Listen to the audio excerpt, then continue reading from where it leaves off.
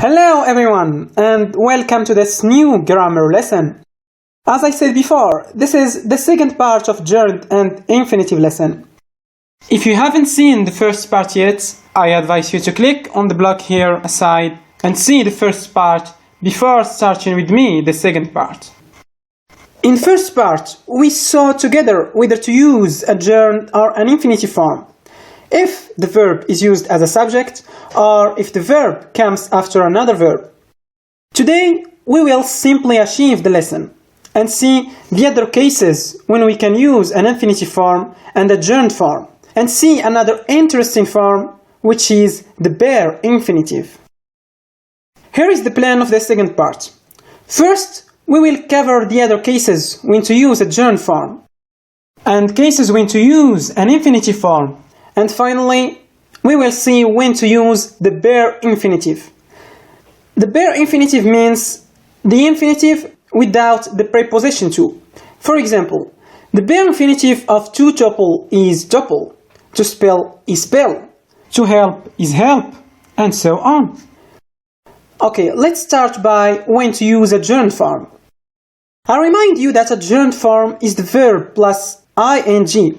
For example, to remind, reminding, to go, going, to deduce, deducing. Now, we use a gerund form if the verb comes after certain verbs, as we saw in the first part of this lesson. If the verb is used as a subject, as we saw also in the first part. Now, what's new? If the verb comes after a preposition. For example, I was ready before going to school. Here, the preposition is before and the verb is go. And so we add an ing to the verb go to obtain the gerund form. The last case is when the verb comes after possessive forms, such as his, her, its, your, their, our, John's, Mary's, and so on. Okay, let's see some examples. Learning is necessary, which is a subject form. She considered moving to New York. Here, to consider requires ing. I am busy with studying. Studying here comes after a preposition. Therefore, we use gerund form. I appreciate her working. The verb to work here comes after a possessive form.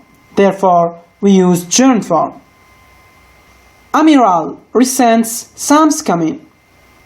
Here we have another type of possessive form, which is Sam's. Therefore, we use also a gerund form. Now, with the infinitive form. I remind you here that an infinitive form is the preposition to plus the verb. For example, to remark, to eat, to say. And we use an infinitive form if the verb comes after certain verbs, as we saw in the first part also. If the verb is used as a subject of a sentence, as I said before in the first part. We use infinitive form after many adjectives. For example, it's difficult to get up early. The final reason, to show purpose. For example, I tell you this advice to help you.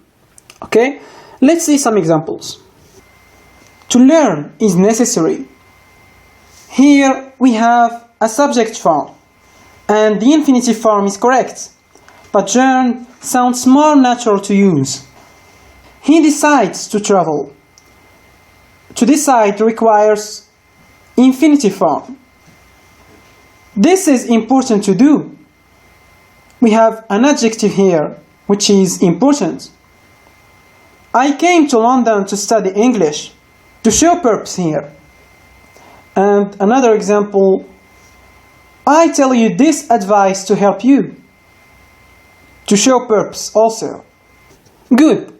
Now let's see the bare infinitive, like learn, accomplish, and so on. And we use the bare infinitive after modal verbs. For example, I can meet you at 6 o'clock. After let, make, and sometimes help. For example, the teacher let us leave early. After expressions with why. For instance, why go out the night before an exam? And finally, we use the bare infinitive after some verbs of perception, which are see, watch, hear, notice, feel, and sense. For example, I watched her walk away. Here are some examples. You should do this now. We have here a modal verb. Please help me go. We have the verb help in this sentence. Why tell him today? We have here the expression why. I see him fall asleep. To see is a verb of perception. I heard her speak about this. To hear is also a verb of perception. Okay, now let's make a great final summary.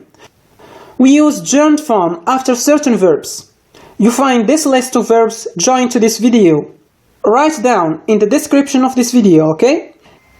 If the verb is used as a subject after a preposition, like to, with, before, and after possessive forms, such her, there, and so on. Concerning the infinitive form, we use it after certain verbs. We use it also if the verb is used as a subject. The use of infinitive form in this case is correct, but the gerund form is more natural. We use also infinitive form after many adjectives and to show purpose. On the other hand, we use the bare infinitive after some modal verbs, after expressions with why, after let, make, and sometimes help, and after some verbs of perception. Okay, this is the end of gerund and infinitive lesson. In the next videos, we will do some more practice of these forms. I mean exercises. So you can master it once and forever. This will help you also fix any confused examples or ideas you may still have about gerund and infinitive.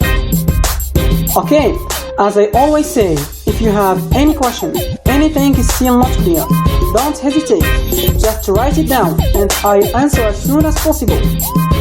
Have a beautiful day!